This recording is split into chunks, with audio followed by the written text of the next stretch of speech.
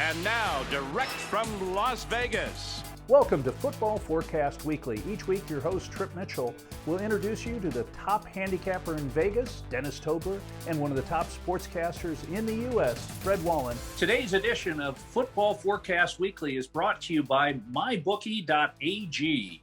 For the best in sports betting, go to mybookie.ag, and you can win just like Dennis, Fred, and me. And welcome to another edition of Football Forecast Weekly. Hi, everyone. I'm Trip Mitchell. And each week I get to be joined by two people who are not only great at what they do, but are a lot of fun to hang out with for an hour a week. And in the meantime, we give out some winners. I gave out a loser last week. We're not going to get in. Well, we probably are going to get into that. I just got Dennis jumping me on my stupidity for giving out Detroit, but hey, what the heck. But anyway, thanks for getting on with us. We're going to have a lot of fun. Let me introduce our panel of experts. Dennis Tobler from Las Vegas. He has been gambling and winning for over 40 years and has a number of great gambling projects we'll be talking about during the show. But more important, he's the guy who makes money doing it for a lot of years. Dennis, welcome to the show. Oh, thanks, Trip. It's been a tremendous year so far, and the show is so well received that it's really a pleasure doing it each week. Well, one of the reasons the show is so well received is we've got a taciturn, grumpy Hall of Fame sportscaster by the name of Fred Wallen from LA, who comes in and brings a little reason to the show. Fred, welcome to this week's show. Well, welcome to you guys, ready to go. And, last week I knew it was going to be a good week in the NFL because of what happened in the collegiate game. And of course, that was our winner as far as right here on Football Forecast. I said that we had the wrong favorite here in the Pac-12. Washington was favored at Oregon State at Corvallis. And Washington actually led 24-17 in the fourth quarter. The Beavers tied it at 24. They win it as the clock hit 0-0-0-0, 27-24. Another win right here on Football Forecast. That's great job.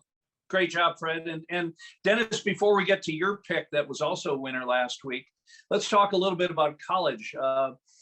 Rumor has it that if Houston played Alabama, and this is the NFL Houston, or Texans, I should say, if the Texans played Alabama, they'd only lose by 3 touchdowns.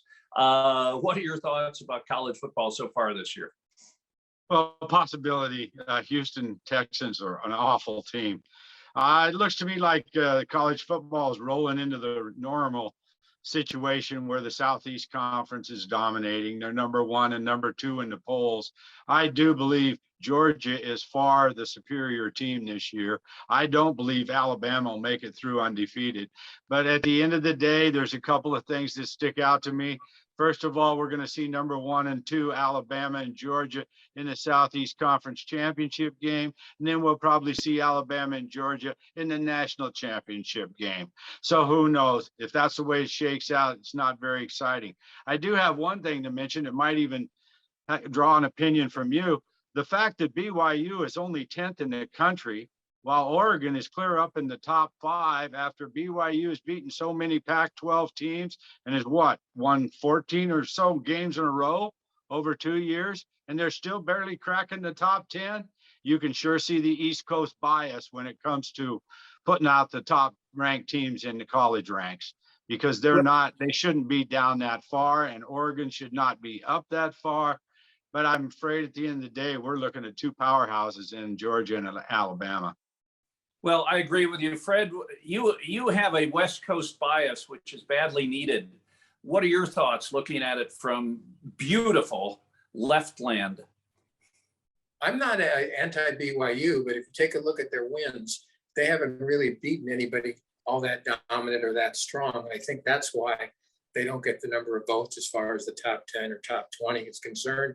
I grew up driving with my little kid. I think I told you the story, but I became a BYU fan because my grandmother lived with us one week a month, and my dad or mom would always drive her back home. And if it was at night, I could get KSL in Salt Lake City. So I became a BYU fan at the age of 6 or 7. So I'm not anti-BYU. I don't think they played anybody. But as far as Dennis talking about the top conference in America, of the top 5 conferences, there's no question that the Pac-12 is the worst. Oregon, going into last week, was rated third in the nation. They lose to Stanford. Arizona hasn't won a game, but they have a shot this week because UCLA is going to Tucson. USC is up and down. You're not sure who's going to be the quarterback. Slovis had 3 touchdowns last week, but Dart is back.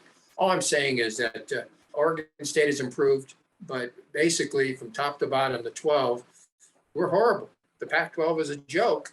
And this year, I can't, it's not even Eastern bias or the fact that the games are on late or the games or some of them are on the Pac-12 network. If you have DirecTV, you can't get the game. It's not that.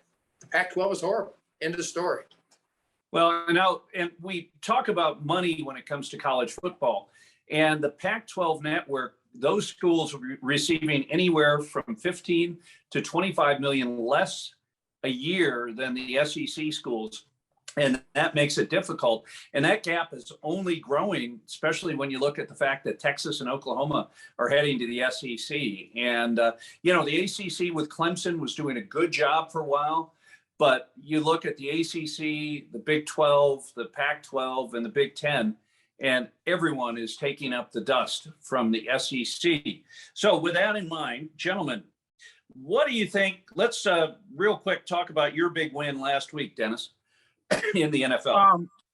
Well, it was the Chargers over the Raiders, and it was simply the fact that the Raiders had played 3 great games and luckily pulled them out of the hat. The Chargers are a terrific team. The quarterback, as Fred says, will turn out to be a star as long as he does not get hurt. It worried me a little bit at certain times because the Raiders are playing better than they've ever played before in their history. And in the second half, they mounted a comeback when I thought they would give up.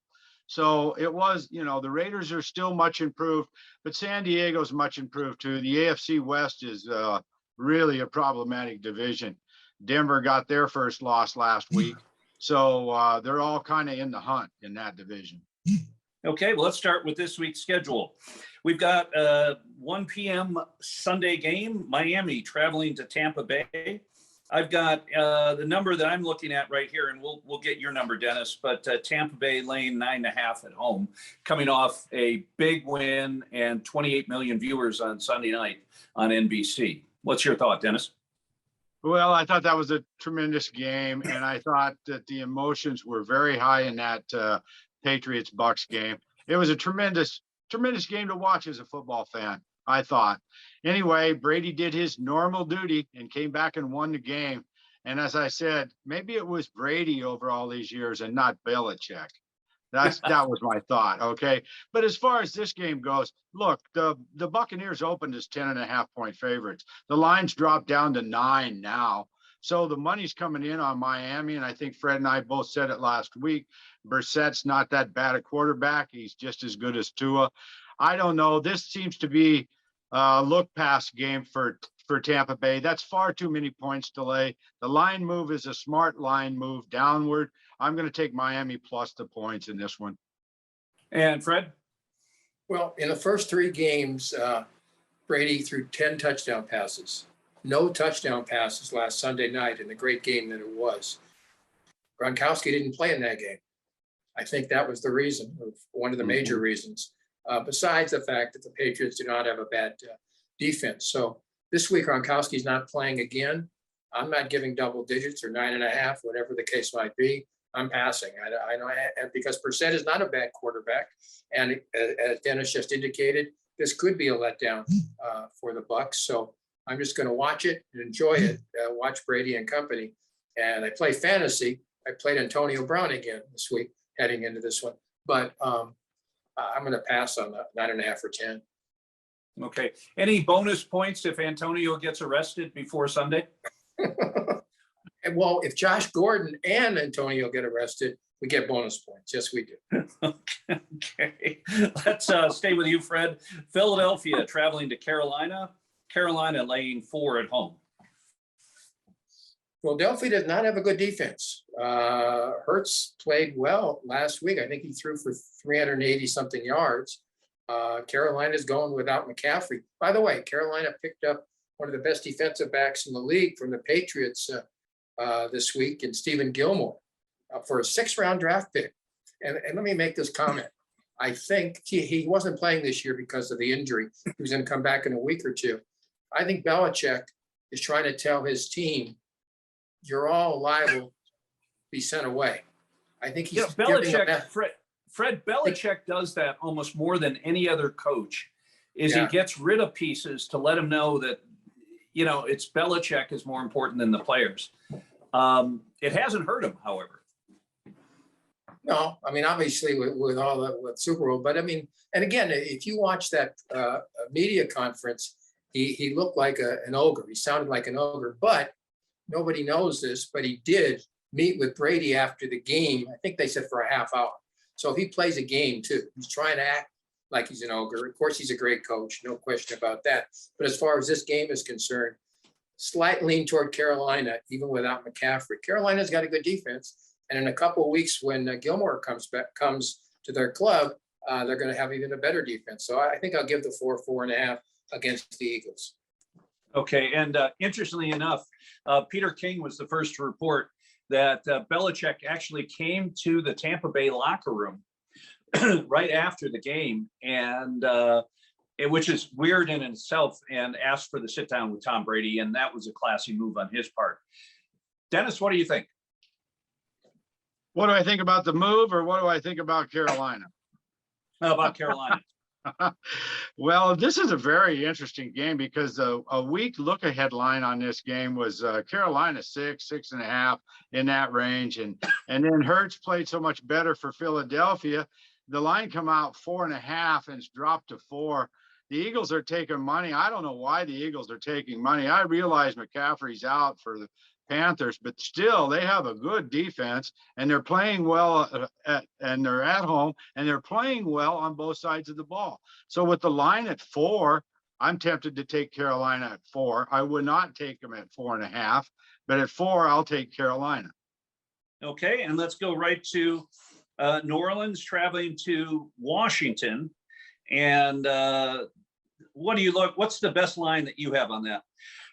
Well, I show that the Saints opened as -1, and since then they might move to -2.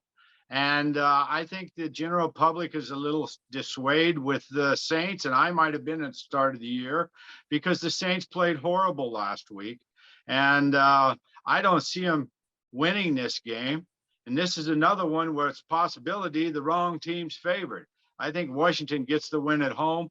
I think Jameis Winston is Jameis Winston. I tried to give him credit to start the year, but he's no good. Okay, Fred? He threw 5 touchdown passes in the first game, and he's thrown 3 touchdown passes since. Heineke played very well last week. He's getting better every opportunity that he gets. I agree with Dennis. I'm gonna go with the home team and take the Washington football team in this one. Okay, and let's stay in the Southeast. Tennessee heading down to Urban Meyer's Jacksonville Jaguars. I'm looking, what Dennis, throw in real quick, what's the number you have? Because the numbers I have are all over the board here. This is another crazy game because of what's happened to Jacksonville, but Tennessee opened at 3.5, moved to 4. So they're at 4 right now. Okay, and Fred, what are your thoughts at 4? My thoughts are that the team has to be split right now. Urban Meyer, and I'm not talking about necessarily the restaurant with the ladies and whatever, that's with his wife and him. I'm just talking about leaving the team after a loss. And we're talking they played the Thursday before. So, you just don't leave a team, especially if you're 0-4 and you've lost 19 straight games as the Jags have. I just don't think you leave the club at that point. If I'm in that locker room, there's got to be people saying, who is this guy? Why was he hired in the first place? So, in fact, there's an article in USA Today this week indicating by Nancy Armour making that point that Shad Khan, who has owned the club now, I think, for a decade, made a horrible mistake in Urban Meyer. And, Urban's had emotional problems everywhere he's gone, from Bowling Green to Utah, to Florida, to Ohio State. He leaves at some point. Maybe he leaves even sooner than later. Maybe it's this year. I don't know. but you don't leave your team after a loss like that. I agree. Dennis, what are your thoughts? Well, my thoughts about the game are I like seeing Urban Meyer get the lap dance. It means you're never too old to go get a lap dance. Okay. I kind of like that part of Urban Meyer, but that's about it. I had reservations when he brought in Tim Tebow to play tight end. I mean, Tim Tebow's never played tight end in his life. What is he doing getting an opportunity in the National Football League to play tight end? And it's Urban Meyer that did that. I think Fred's right. The guy's got a screw loose somewhere because he jumps from job to job. And if he don't win, he leaves. So I think he's on the hot seat this week. I think the owner is pissed off at him. And if he screws up too bad, he's going to be fired. But I still don't think that's going to keep him from stopping Tennessee. The Titans can run the ball against anybody in the league. I was shocked to see this line come up at 3.5. And I think it was because the Jets just frankly threw a Hail Mary and beat the Titans in the last minute last week. And people are looking at last week's results because that number of 3.5 or 4 on the Titans is way too low. This could be a double-digit game. I mean, Jacksonville's no good. So I don't expect them to rally together and play for Urban Meyers. He's only coached there for 4 weeks. So, I for the life of me, I can't see this line. I think Tennessee is one of the best ones on the board, minus the 4. Okay. And Fred, we've got a problem. When I went to you and said, I think we need to put Dennis in charge of religion and morals, I think I made a mistake, Fred. No, he can do what he wants as far as if he's a regular guy, then it's between his wife and him. I'm just saying, I just don't think you leave your team. Maybe that's a moral question. It's just a question of doing your job. He's getting well paid to be with his club. They lose a close one. They almost win finally and break that streak, and he runs away and they fly home alone. I mean, it's like, no, I can't handle that. And I'll be honest with you. If I'm Khan, I do fire him. Yeah, I think he's on his way to being fired. And Fred, you're absolutely right. And I don't think a lot of the public know any of that. Okay. Well, we're going to. That's why this show's so great. I'm sorry to interrupt you, Trip, but that's why this show's so great. Because, out of Fred's mouth comes things that people have never heard of that makes a world of difference when you're coming to look at these games with an eye on betting on them. You need to know what's going on. Well, speaking of betting, Dennis Tobler put together a documentary that has won awards at numerous film festivals and is really beloved by people who've watched it. And the name of the documentary, Now Place Your Bets. And it's a history of sports betting in America, and it's wonderfully done, and it's a great, great film. And if you want to learn about sports betting and wagering and how we've gotten to the point where now it is just taking off like crazy, Now Place Your Bets would be a great way to do it. Dennis, what's the easiest way for our viewers and listeners to get the movie? Well, there's 2 ways to get it. You can go to nowplaceyourbets.com and get the DVD. I know DVDs are kind of out of the picture these days, but if you want to add the film to your digital library, just go to vimeo.com/gambling broadcast or /nowplaceyourbets. It's on vimeo.com, pay-per-view. If you want to add it to your digital library, you can go there and buy it digitally. Otherwise, go to nowplaceyourbets.com and we'll send you a DVD. Fantastic. And also, you have some special ways of getting a hold of you, Dennis. If some of our viewers or listeners want to get a chance to talk to you and get some further information, what's the best way to do that? Well, I've been getting comments from everybody about our hedge funds and our selections and our software and what the Raiders are doing and everything. So the number to get a hold of me and my company is 1-888-604-6863. That's 1-888-604-6863. Give us a call. We can set you up with a bookmaker. We can set you up with the betting information. We can set you up with horse race platforms. We do it all. The TSI network in Las Vegas. Give us a call. 1-888-604-6863. Thank you. That's fantastic. And now we're going to take a break and hear from our sponsor for the show, MyBookie. And MyBookie is giving Each Fred and Dennis and I $500 for our best bets. We heard earlier that both Dennis and Fred won. I, on the other hand,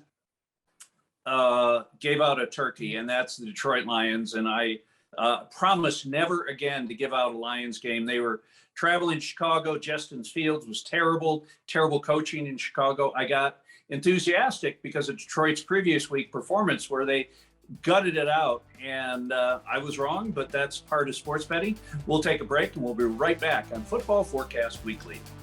Get the latest breaking news in the sports betting world. MyBookie monitors and releases information pertaining to online sportsbooks and professional football. The good as well as the bad. And welcome back to Football Forecast Weekly. I'm Trip Mitchell here in the Intermountain West. That's Dennis Tobler down in Las Vegas and Fred Wallen in California. And again, we want to thank the folks at mybookie.ag. They are a great sponsor, and they're nice enough to set up accounts for Fred, Dennis, and I to make some money in our picks. And last week, if you had bet all three of our picks, you would have been 2-1, and I was the one. But hey, anyway, onwards and upwards. And Dennis has already given out a pick that he's very excited about, and we'll see if it's his official pick for the week. Let's go to the Norris Division. And someone asked me why I refer to that. That's an old hockey division, which was made up of teams in the upper Midwest. And our friend from ESPN used to use that, so I've gotten stuck in that habit. But Detroit traveling to Minnesota, I'm looking at an 8, but that number has been all over the board. Dennis, why don't we start with you on that one? Well, we used to call it the black and blue division. Good point. I mean, that's a long time ago, I realized, but that's more to the point. We're talking about Detroit, Minnesota. What a game this will be, because the Vikings have, I don't know, it's a really strange situation. The Vikings opened at 8. They dropped down to 7 on the big clump of money on Monday and Tuesdays, and now they're up to 9. So the big money spenders, they took the Detroit Lions trip this week. And now that some of the other big boys have got on it, the numbers moving tremendous in the Vikings direction. I look for the Vikings to be 10-point favorites by kickoff time. And in that situation, I'm going to pass on this game. I'm going to pass on it at 9. I'm going to pass on it at 10. I mean, I don't like Detroit. And I have to tell Fred that when we were assessing the trade early in the year, how good golf was, well, golf is no good at all. So now we know the trade was a tremendous success for the Rams. Well, I don't think there's any question on that. Fred, what are your thoughts? I think golf is very good for 30 minutes. Unfortunately, in the NFL, last time we checked, they play 60. I am also passing on this one, but I'm going to tell you something seriously. He's dropping the ball. He fumbled and he threw the interception against Chicago. They were only down 21-14, and then the Bears kicked that field goal to make it 24-14. Goff did not play horribly last week. He just turned it over twice, which is going to kill you. But he's got the receivers you've never heard of, but he's got the receivers. And so I at 10, it's just too high. As I've mentioned many times, there's no way I'm taking Minnesota. So I'm going to pass on this one. Okay. And the line right now is going to go off at an 8, but we'll pass on that one. Let's go to two very proud franchises in the AFC with almost double-digit Super Bowl appearances between them. We've got Denver traveling to Pittsburgh, and I've got, -2, Denver -2. Pittsburgh having a rough go of things. Ben Roethlisberger, mobility issues, offensive line issues in Pittsburgh. Fred, why don't we stay with you? What are your thoughts on the game? Well, we should mention, time out for a second here. We should mention that Denver's not a 2-point favorite any longer. Laying two, excuse me. Pittsburgh's now a 1-point favorite in the game. Pittsburgh's favored by 1. The total's 40. Wow. That's an interesting line. But hey, okay, thanks, Dennis, for clarifying that. Fred, go ahead. What are your thoughts? How did the Steelers beat Buffalo in game 1? Please explain. I have no explanation for it. It's impossible. Big Ben is done. I heard, of course, he's going to be the new host of Jeopardy. All quarterbacks all the time. Denver, of course, played weaklings, and then last week they lost, locked the quarterback, and he didn't give him too much luck. But it's not a game that I'm strong either way. You say to yourself, eventually Ben's going to play a good game. Maybe it's this week. So Fred's passing on this one. Okay. And Dennis, your thoughts? Well, first of all, the Broncos lost Teddy Bridgewater in the second quarter when they were driving to tie the game up against Baltimore last week. And they had a lot of bad breaks. And without Teddy Bridgewater in there at quarterback, they're not going to, I don't care how this Locke guy, he's nothing. So what we have to do is take a look at the game from a whole new angle. Once they figured out Bridgewater's not going to play, Denver went from the favorite to the underdog here. I'm going to take Pittsburgh and the home team. I think Denver played a lot of weak competition the first few weeks. They won some games for me on the contest. But this week going on the road, again, I think they're going to get beat. Okay. And let's travel. This game, the number looks a little strange to me, and Dennis, will keep it with you. Green Bay, Cincinnati, what do you show? Let's see here. Green Bay, Cincinnati. I've got Green Bay -3. I have, it's been sitting flat at Green Bay -3. It hasn't moved an inch. So that's a great number. Green Bay -3 on the road against the Bengals. I don't look for it to move either. Okay. And your thoughts?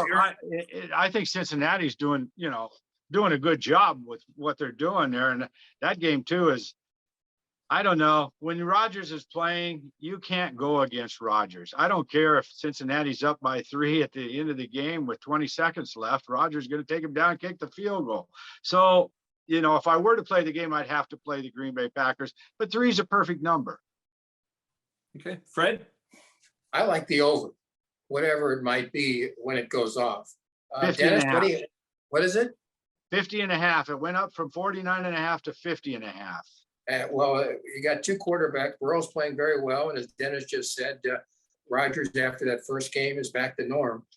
Betting the over. I think it's going to be a 37-25 type game, something in that's the game. And I wouldn't give the 3, but I definitely would go on the over, and that's one of my bets for the week. Okay, and let's go to New England visiting Houston, and the Texans are a S show, as we can say. Actually, we could say it, but I'm not going to. But the number I'm looking at is kind of right around 9, in the 9 range. Fred, what are your thoughts on New England traveling to Texas? Well, I don't think Mac Jones is complete 19 passes in a row. So I do think, as we said before our very first show, that Houston is probably the 32nd best team in the National Football League. Although there are some contenders out there, believe me. Jacksonville? Jacksonville's right there. So in fact, UNLV for that. UNLV is right in there. UNLV somewhere in the hunt. But even though Houston's this bad, it's hard to give that kind of number with a team coming off of a loss and a team that was sky high on Sunday. Can they possibly get back to that level this time around? So it's another pass for me because that number is too high. New England hasn't shown me that they're all that good, and Houston has shown me they're all that bad. You say to yourself, Stanford quarterback has to. Anyways, I'm passing on the game. Okay, Dennis. Well, actually, the number started to move a little bit, and it's down to 8.5 now. And I think everybody thinks just exactly how Fred analyzed the game. New England's coming off a highly emotional loss. They're going on the road to play the worst team in the league. We have to keep our eye on the quarterback situation there at Houston, because when Taylor gets back, it's not going to be as bad as it is now, because the quarterback they have now can't even take the ball from the center. So under those scenarios, I think Belichick's going to win this game 28-3. So if I were to play the game, I would have to take the Patriots and lay the number. Okay. Are you going to play it this week? Are you going to play it in any of your contests? It's too early in the week to decide on contest plays or anything, so I don't know. And also the lines will move a little bit more. We're a little earlier in the week. They'll move a little more. So Dennis, talk about your process for the contest, because those are that's the way to determine handicapper hierarchy, isn't it? Yes, but it's only for the best of us, because you just as well not enter if you're a square. I'll tell you that, because the first quarter of the year at the Circa, if you didn't finish 18-2, you're not in the money. So that's 18-2 in the NFL versus the spread. Try it sometime.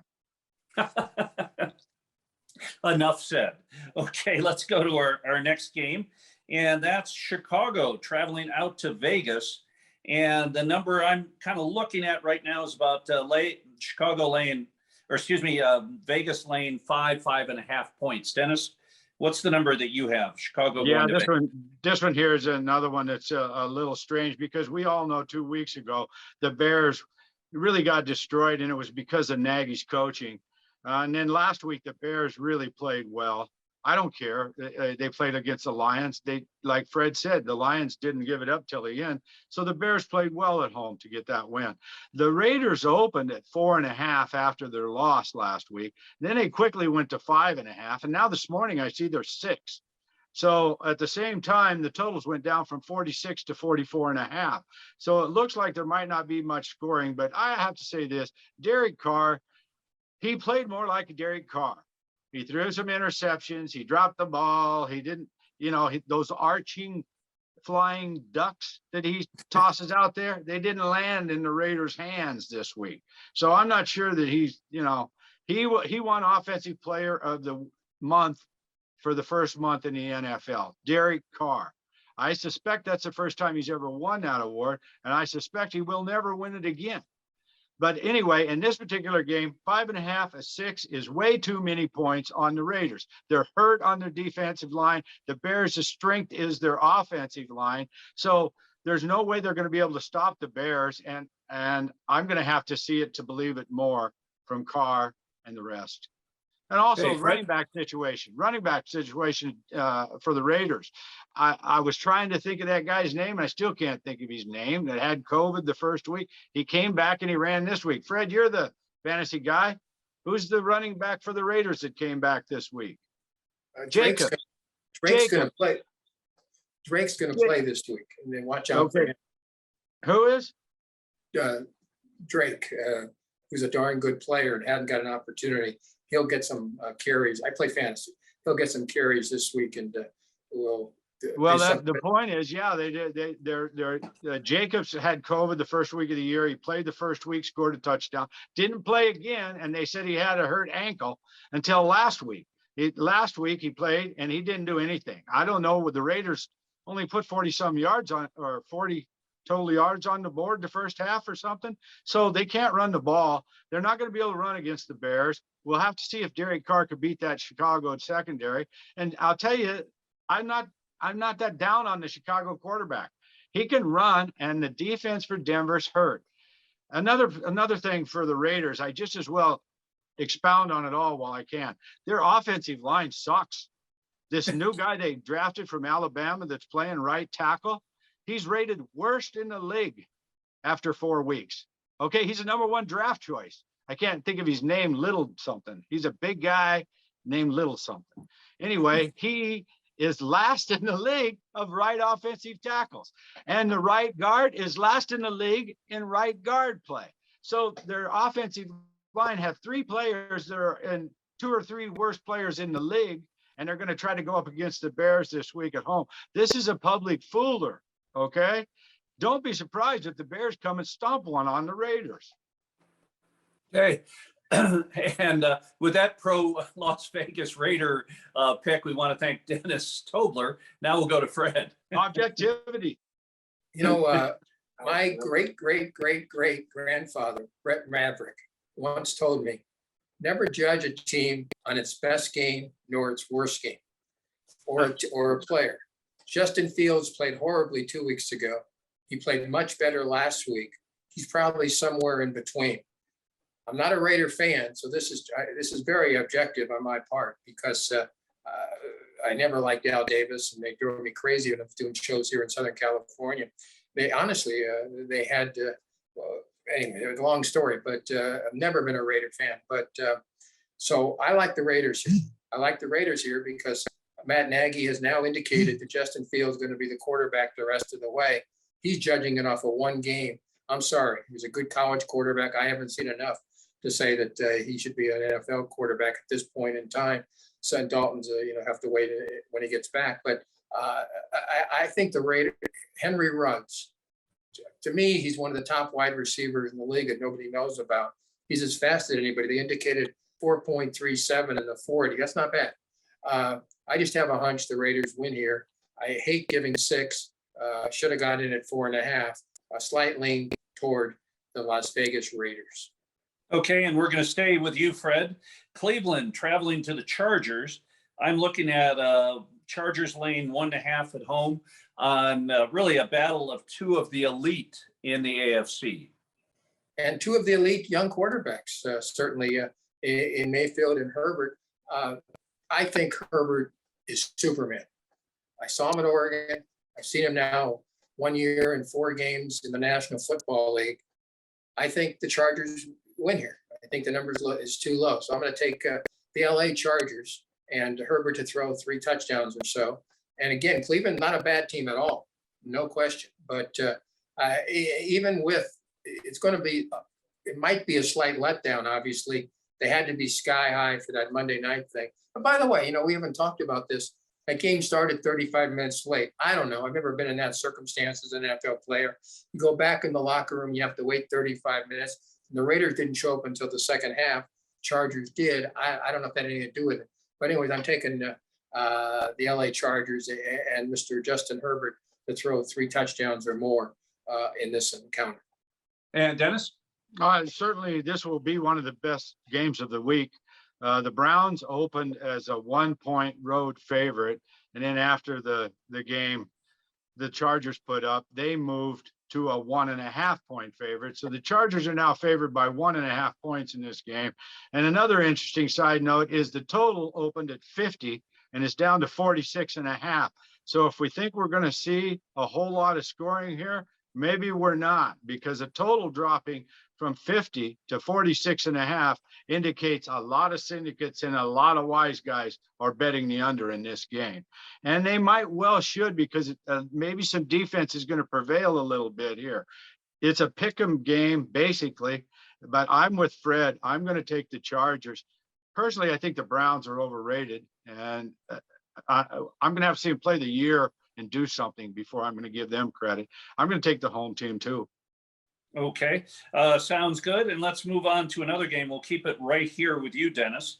The Giants traveling down to Dallas, and the number I'm looking at is Dallas laying 7 at home against the Giants. Yeah, I think that game will stay a solid 7. It opened at 7.5, dropped down to 7 immediately. Total up from 49 to 52. So look for them to really air it out in this one. The Giants got so they could move the ball a little bit, and their win last week just killed the book. I mean, saved the bookies here. The bookies would have took a beating if the Giants wouldn't have won that game. So the Giants are playing much better. The Cowboys are just good. I hate to say it, but they've had the most talent in the league for 10 years and couldn't win a game. And now all of a sudden they still have a lot of talent, but they're winning. I think they're really good. It might be a break here or a break there. They're probably going to destroy the Giants this week. I hate to lay 7 points, but if it stays at 7 and I had to make a selection, I would take Dallas. Okay, and there's a situation where a coach kind of coming into his own, initial part of his tenure at Dallas, not very well received by the fans and the sports writers, but Dallas playing very well. And Ezekiel Elliott playing, I mean, it's really kind of a nice situation down there if you are a fan of America's team. Fred, let's take it to you. The Giants traveling down to Dallas. You just mentioned Elliott. Elliott is running where he was before. And Barkley for the Giants, I think, is all the way back too. So from that aspect, it might be a fun game to watch if they keep it on the ground. I'm with Dennis on this one. I don't think Dallas is doing anything wrong. They beat a good Carolina club.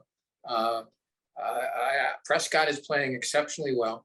I think I'm going to take Dallas if it doesn't go above the 7. I'm not giving 7.5, but I will give a touchdown and a slight lean toward the Cowboys. And that, again, the Giants win a game last week that has indicated that they probably should not have.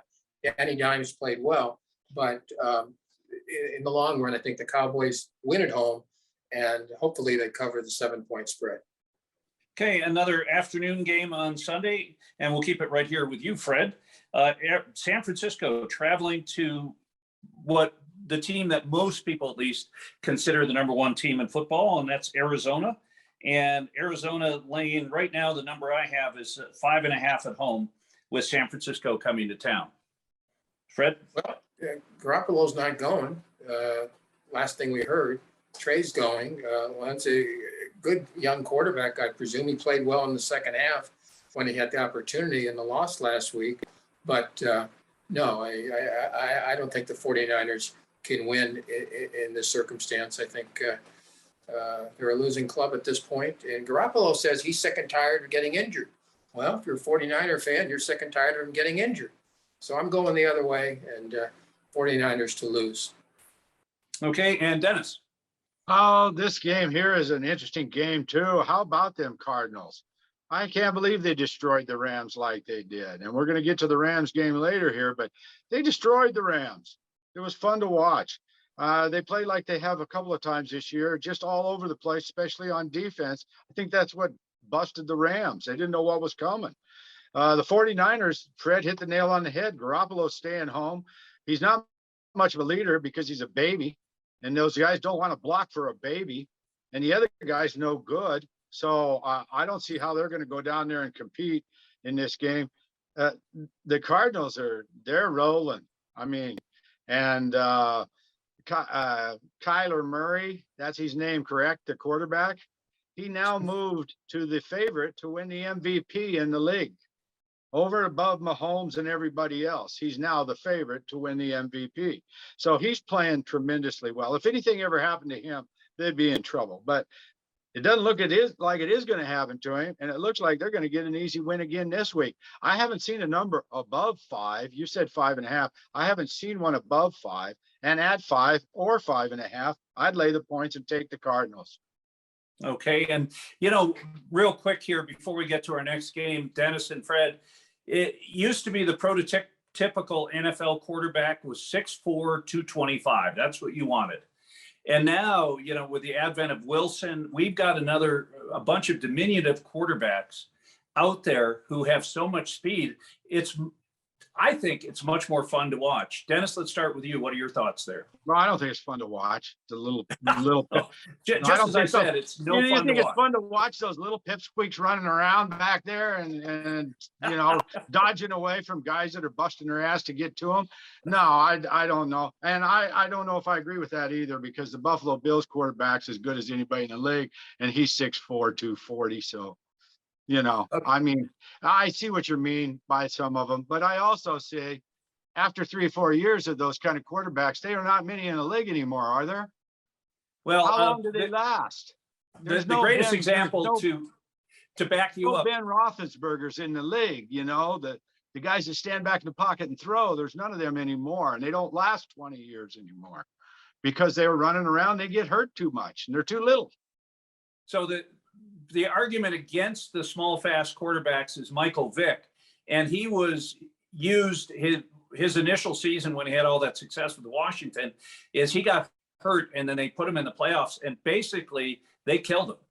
And that was a tough situation. Fred, what are your thoughts? Traditional 6'4" quarterback or the new guys who run like crazy like Wilson and the whole group of others? I think it depends on the guy. I think Dennis said the truth. Josh Allen, right now, very few are playing better at quarterback. He's 6'3" or 6'4" for the Bills. And then, of course, I love Mahomes. I love Russell Wilson. And Herbert again of the Chargers. He's sort of in between because he's not that tall, but he's awfully good.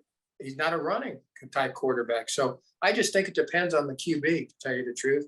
Some good, some bad, some fun to watch, some not as fun to watch. And David Mills of Houston, one of those not fun to watch from Stanford. Okay. And speaking of two quarterbacks fun to watch, and Fred, we'll keep it right here with you.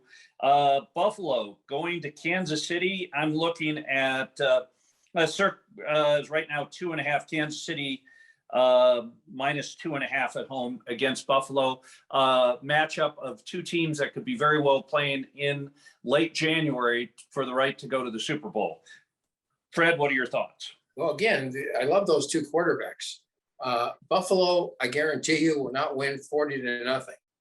But it's a game I can't play because the Bills are just playing too darn well, and Chiefs certainly up and down, even with Mahomes. So I'm going to pass on the game. It's a game I'll definitely watch because I like the two quarterbacks, but I have no strong opinion. Okay, and Dennis, let's take it over to you. Everybody's going to watch the game because it's the night game on Sunday night, but it is. Let me tell you something, bettors. You better strap on your thinking hat before you attack the NFL card this week. Because if you don't know what you're doing, you're going to lose your butt.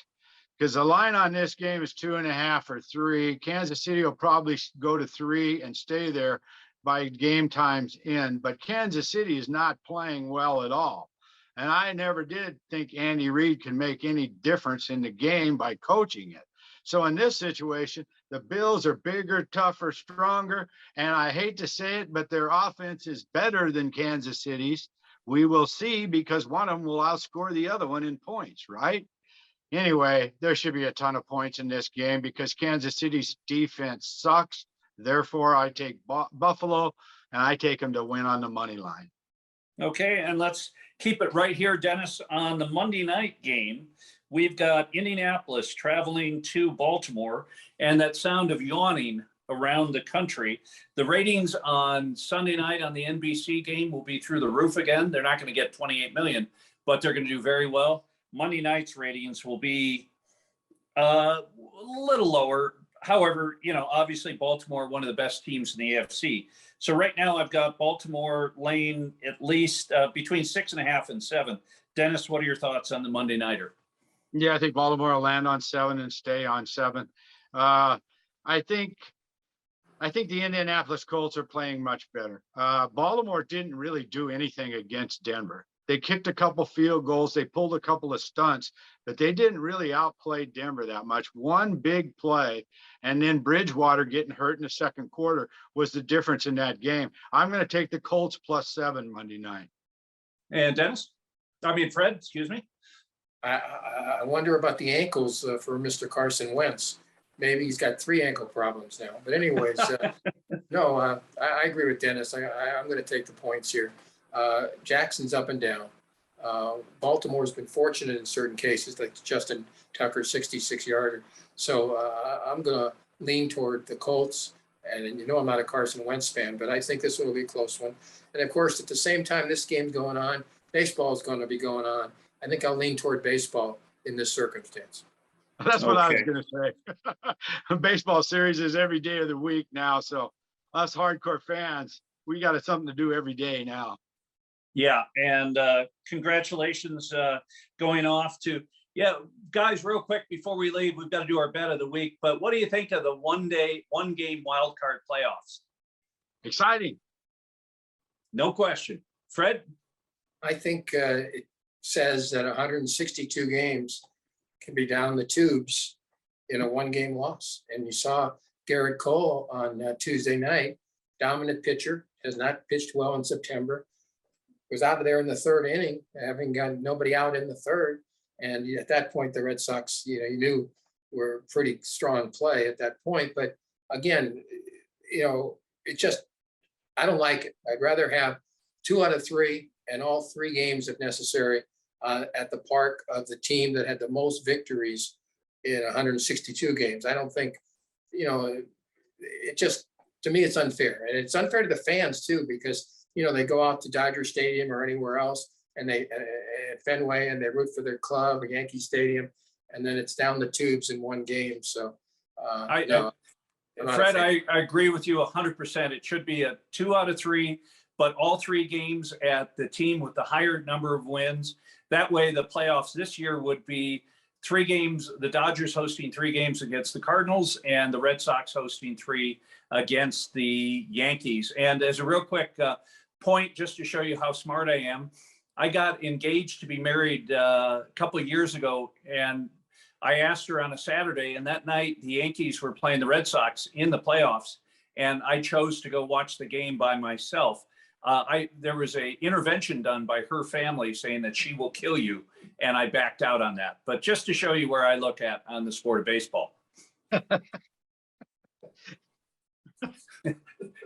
Not the brightest move. Only you, Trip Mitchell. Only you. Well, if I couldn't get a ticket because I was going to scalp them at Fenway because I didn't have my media pass, or I couldn't get one late, I was also thinking of going to watch BU's exhibition opener in hockey. So my family had that intervention went well. My wife is an ex-cop and she would have killed me. So let's do our picks of can I just say this very quickly? November 13, 1994, I got married. Okay. Love Sandy dearly.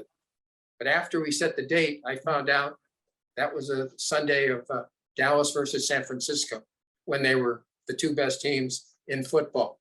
So I said to myself, so I got married. But it was a close call because you're not going to miss the 49ers and the Cowboys in the early 90s. That's all I can tell you.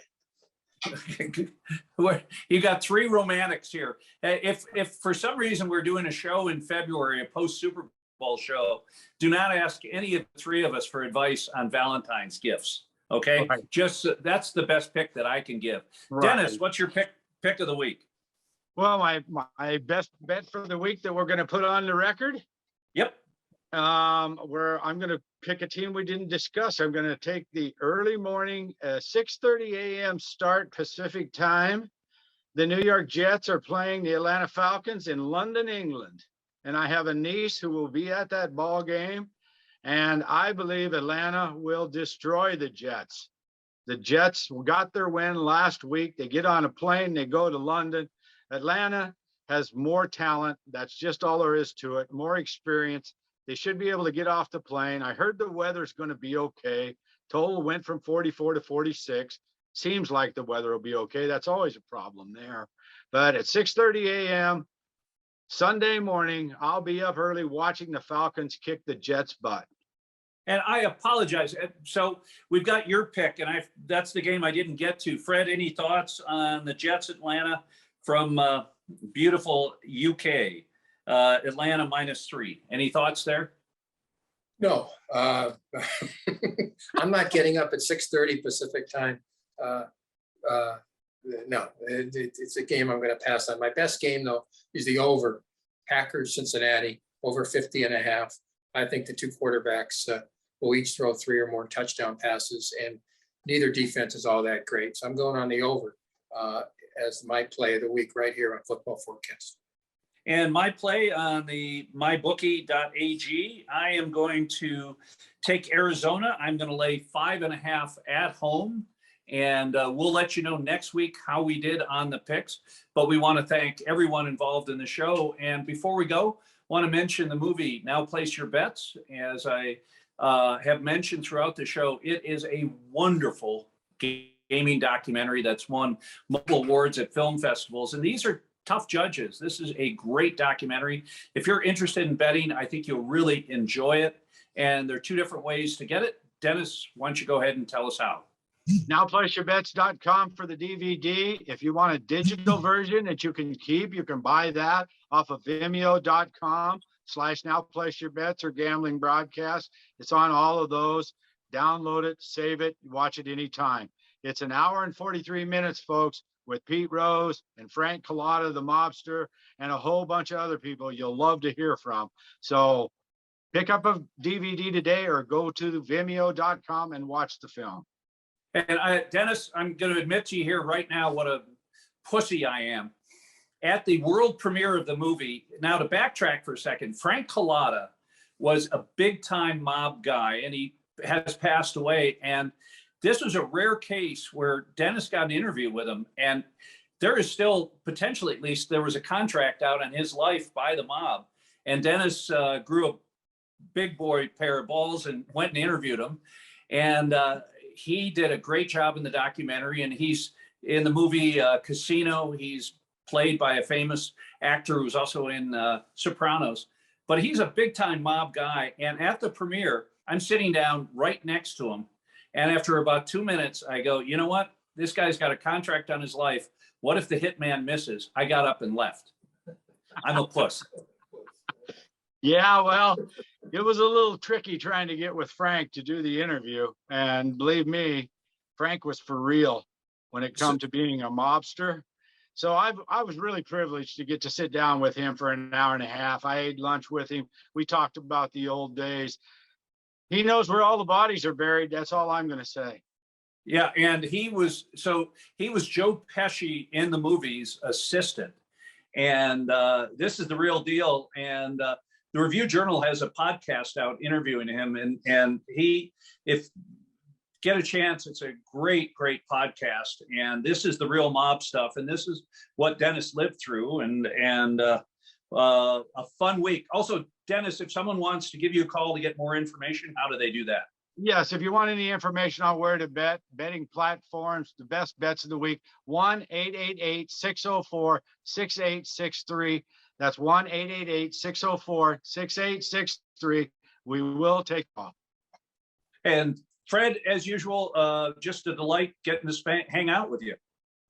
Well, I've enjoyed the show one more time. I hope the folks out there did, and stay with us during the entire football season right here on Football Forecast. For Fred and Dennis, want to thank Lee Spencer, who is the man who turns the dials and makes everything happen. You guys have a great weekend watching football, and we'll see you next week right here on Football Forecast Weekly. Thanks, everyone. Now Place Your Bets, the world's #1 sports betting film, is now available on DVD. Produced by Dennis Tobler, this Indie Film Fest winner has reached the top of the documentary list. Order your DVD today at www.nowplaceyourbets.com or stream from Vimeo today anytime. Now Place Your Bets. Watch it today.